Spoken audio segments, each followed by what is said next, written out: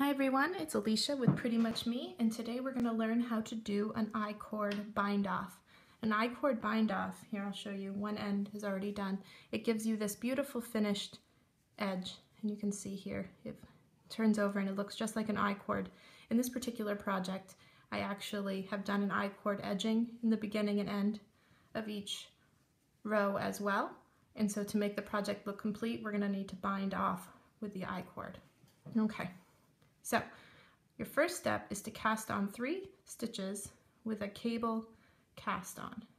A cable cast on, if you've never done it before, is pretty easy.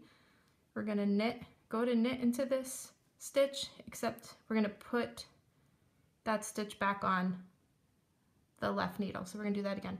We're going to go like as if to knit into this stitch we just added.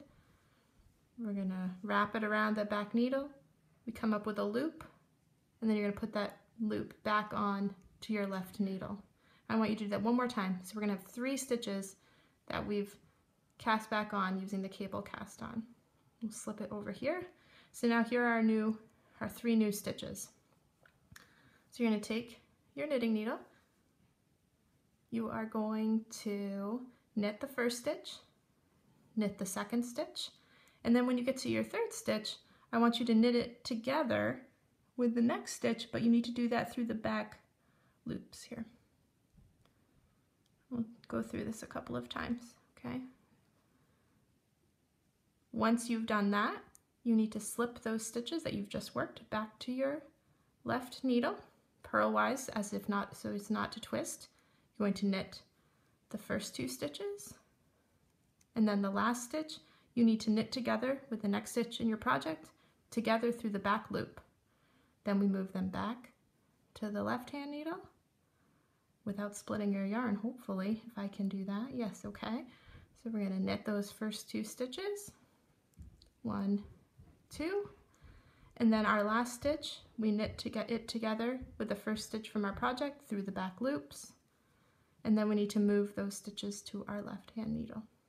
And so you continue these steps until you've reached the end of your project. And then you bind off the final 3 stitches of your I-cord. Knit those first 2, then knit together the last stitch with the first stitch of your project.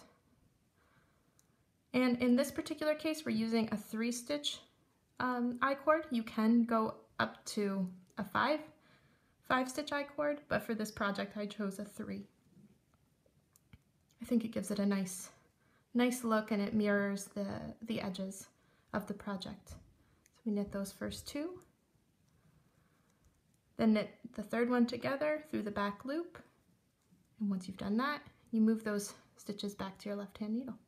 All right, so you do this until you've bound off all of the stitches in your project.